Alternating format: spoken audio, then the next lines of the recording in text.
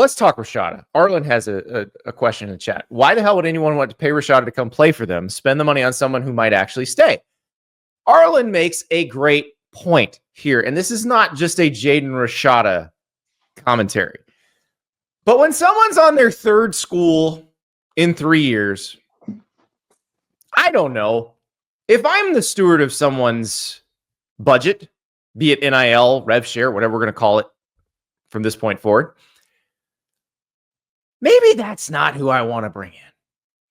Well, you know what the actual reality of it is, Andy, is that it's not like his NIL command is going to be all that big anymore. No. Like whatever he gets, if anything, when he transfers, he's not going to be getting some big, huge, 7-figure deal here. Like we've gotten to the point in his career now where, I'm assuming that this is going to be a downward. I mean, it's Georgia, so I guess there's nowhere else to go but down. But a downward move to a place where he actually could play. So, I thought that the Arizona State thing was, made sense in the sense that, like, hey, he thought he was getting a bunch of money out of high school, go to a place that may be more willing to oblige with a good deal, but also need you more.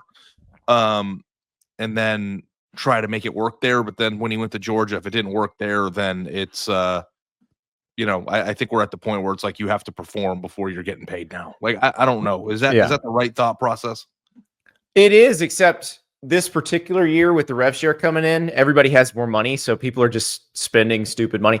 I'll give you this isn't just like I said, it's not just a Jaden Rashada thing. I'll give you an example from another person who was once at Georgia, Bear Alexander, who played at Georgia and then played at USC. He's going to Oregon. Like, when I saw that he was going to Oregon, I was very surprised. Now, I'm sure Dan Lanning was involved in his recruitment at Georgia, so maybe that has something to do with it.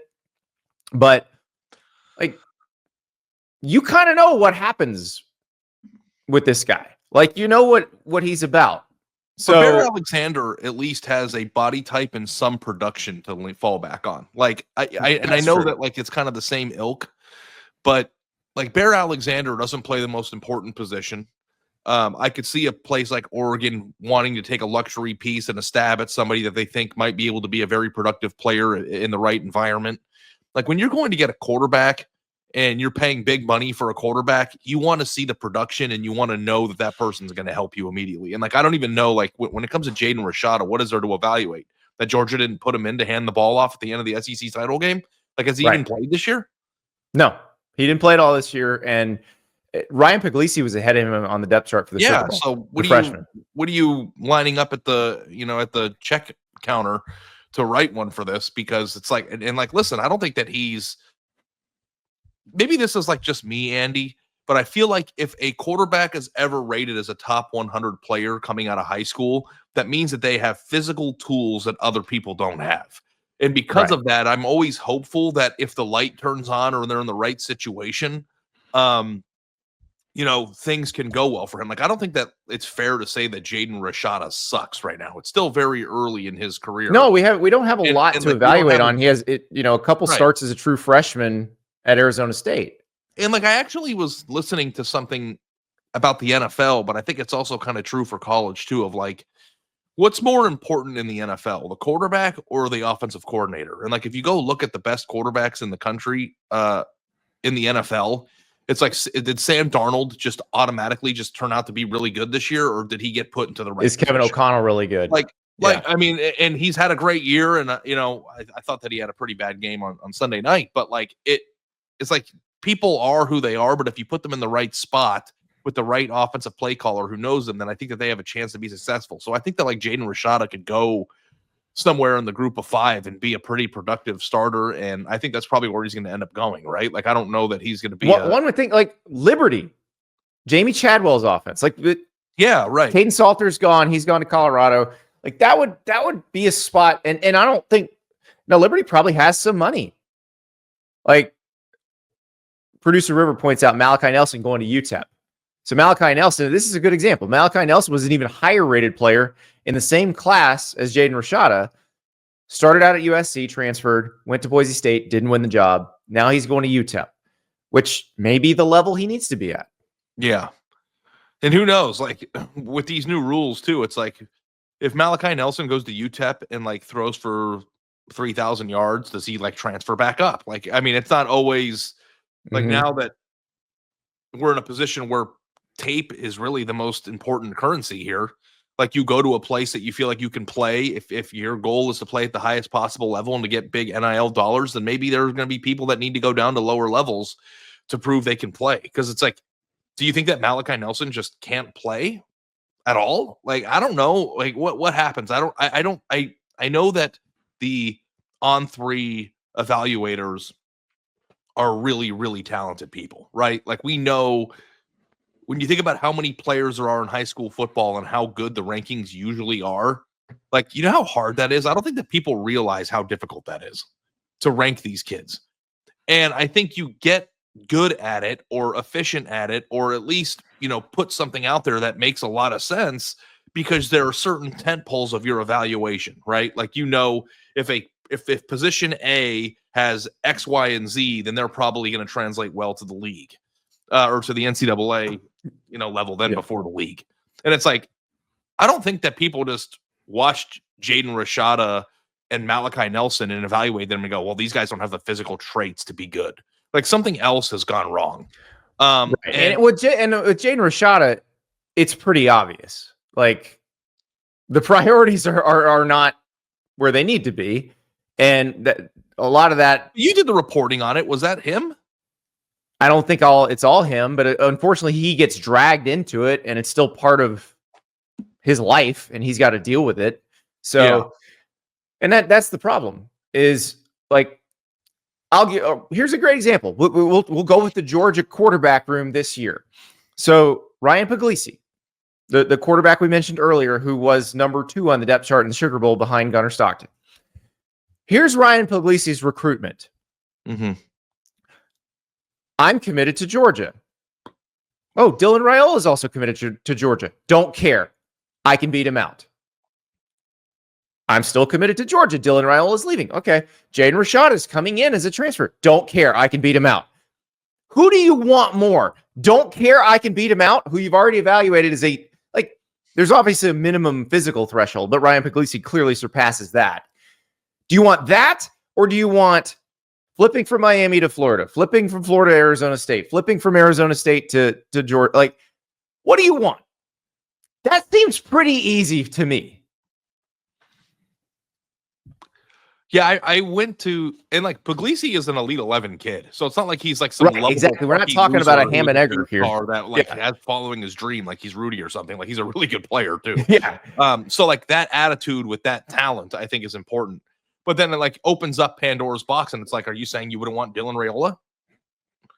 Like, where do you draw the line between who you want and who you don't? Well, but the thing is, like, you could have both in college football. This isn't the pros. Like, you can have both, and Georgia was going to have both till Dylan Raiola flipped. Goat Dog says he's ready to yell "Pug Life" and call him President Pug if he wins the starting yell. Shout out to our guys at Pardon My Take with President Pug. But yeah, that's the thing. It is you can have them both, and Mac Jones is kind of the example of this because Mac Jones was the same thing. Mac Jones is like, oh, Jalen Hurts is already coming to Alabama. It's okay. I still want to go. Oh, they got a commitment from Tua in my class. It's okay. I still want to go. Like I still want that person more than I want the person who goes to a bunch of different high schools and then decides they want to go to a bunch of college. Like it's not complicated. If you've gone to, we'll go back to the Bear Alexander example. If you've gone to 5 different high schools, it's a glaring red flag. A beautiful watch from Axia Time. This is my Odysseus 2. It is amazing. Axia Time, the best kept secret in college football, the official timepiece of the college football playoff and the Heisman Trophy. If you'd like to celebrate your team's run in the college football playoff this year, and hey, Boise State making the playoff, Mountain West champs, Arizona State, that incredible game against Texas in the Peach Bowl. No, it didn't work out the way you wanted, but don't you always want to remember Cam Scattaboo going berserk, puke and rally? This is the way to do it in the most beautiful way with an Axia watch. These are Swiss-made, automatic, self-winding. They're gorgeous pieces. And the price, nowhere near what you'd pay for a comparable Swiss-made, automatic watch of this quality. You're just not going to find this anywhere. And these things are absolutely gorgeous. So go to their website, axiatime.com. That's AXAI time.com. And AXIA time.com. Andy's a bad speller. Axiatime.com. Take a look. They've got all of the college football playoff teams this year. They've also got, like, the one I've got is a plain navy face. I'm wearing the orange band they gave me with me, but I've also got a stainless steel one. I've got a blue leather one. Like, it is amazing, and you can just dress them up, dress them down, however you want. I'm telling you, wherever you go, people go, "Where did you get that?" And you just say, Axia Time. Send them to the website, axiatime.com. But you're also, like, literally describing the entire program foundation for Nebraska right now. I know. Am I confident in Nebraska winning a national title? Nope.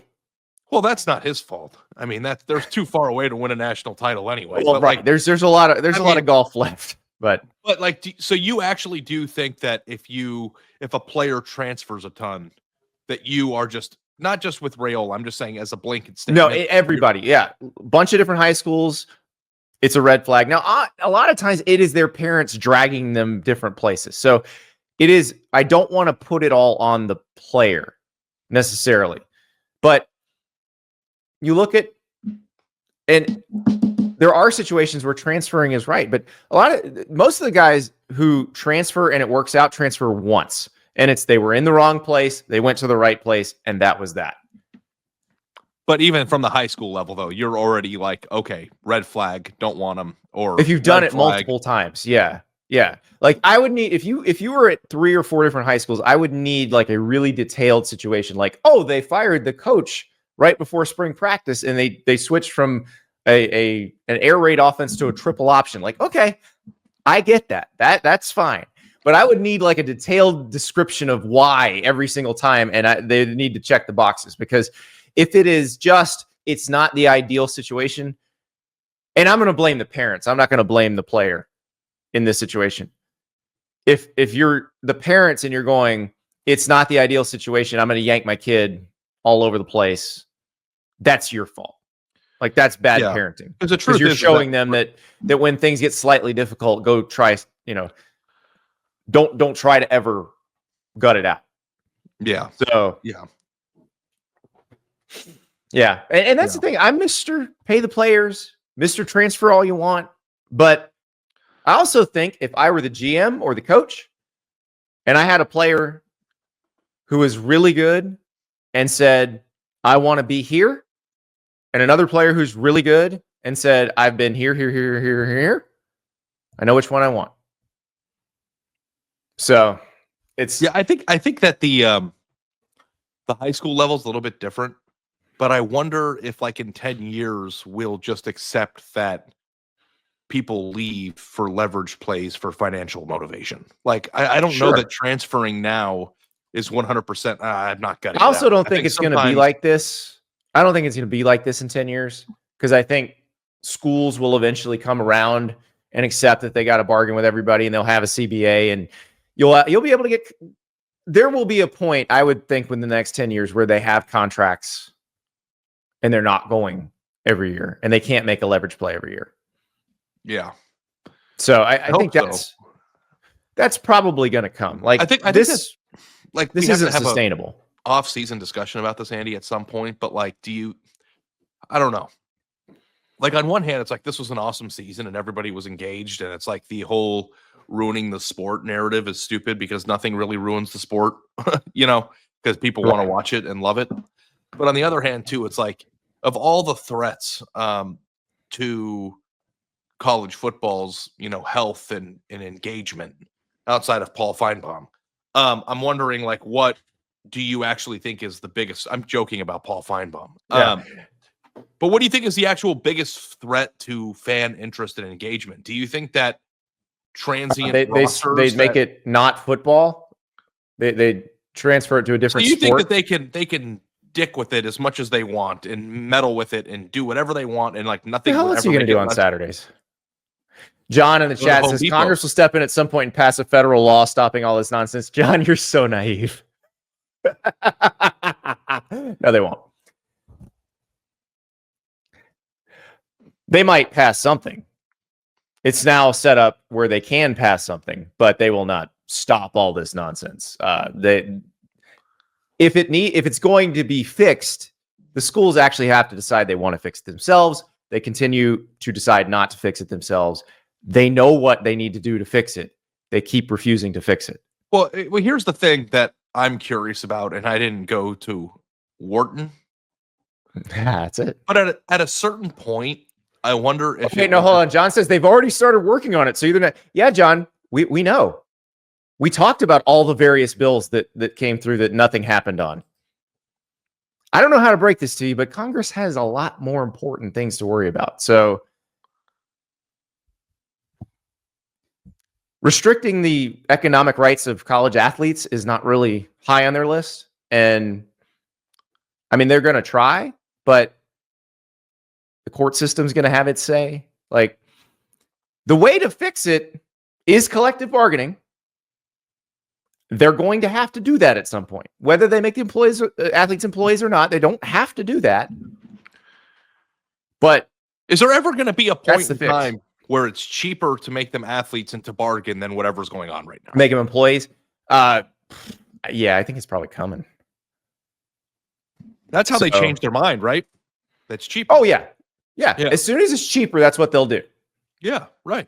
Because the coaches, like, it's not the coaches that are the problem anymore. The coaches are like, dude, do whatever it takes so we get these dudes under contract and I don't have to deal with somebody coming to me once a week trying to get a raise. Also, like, just from a fan experience standpoint, I don't know if I'm old-fashioned, but, like, it's exhausting in the offseason to be like, oh, he's here. Like, there's it's too much change. Like, the pro leagues have it figured out. Like, the NBA and the NFL, like, their free agency, it's enough change, but it's not too much change. It's enough to keep things it's enough to keep things spicy, but it's not so much that it's a complete change. If I had to, like, fall back on, like, nobody can transfer ever or transfer all over the place, I would pick transfer all over the place because change is inherently entertaining. But somewhere in the middle where it's like, just go back a little bit where maybe a big time quarterback, changes the team like once every cycle, or I don't know how to do it, but what does, when you the collective bargaining agreement, like, what would that do? Would that restrict you from transferring? Like, you would have to do like a 2-year commitment, like in the old days. I think you just make it where it's contractual. The player can sign a contract with the school. It says it's a 2-year deal with a school option for a third, or a 3-year deal with a school option for a fourth, or whatever, however you want to do it. And then you just have to adhere to the terms of the contract. Yeah, and if you sign a 3 or 4-year deal, because I'm assuming you would get to 4 years at the beginning of careers, depending on who you're going after, right? Yeah. That person would have to be compensated appropriately for taking the risk of not being able to move and all those things. And then you would have to naturally... Or if you're a high 3-star and you could be really good, maybe you take the lower offer at a 1-year deal at a school, ball out, and now you're a free agent. Like, it's the same thing. It's deciding what works best for you. And then all of those contracts would be public information so that we could actually play the roster game of, like, here's who's coming up for free agency at the end of the year and all that stuff. Right. And like, the NFL contracts are not officially public, but they're public. The agents and the teams have found out it's in their best interest to leak it all out there anyway, so everybody knows what's up. So I think that's probably how that would go. But that's the most logical way to do it. Like, John in the chat thinks that the Congress is going to pass like an antitrust exemption. They're not going to be able to do that. Like, Major League Baseball has an antitrust exemption that doesn't allow a salary cap. So if you think there's going to be an antitrust exemption that allows a salary cap and allows all this restriction, it's not going to happen. So they're going to have to work with the players at some point. And the problem now is the players have it so good. Like, if I were a player, I wouldn't want anything to change. Right. So it's gone completely the other direction because the schools were dug in for so long and they got blasted in the courts. Unless the employment contracts offer a certain level of guarantee income that makes you an employee that outweighs the hassle of having to go acquire all your money the way that they do now too. Because, like, also it's like getting sponsorship. I mean, it's not an easy thing to do, I would imagine, right? I guess for some people it probably is, but like for backups and stuff, like getting NIL deals can't be an easy endeavor. I mean, I guess it depends on who your agent is or, you know, how hard they're working at it. Oh, But John like says we're going to get sued because of the rankings. Yeah, the ranking system's been around for 25 years and nobody's filed a lawsuit, but sure, you're going to start now.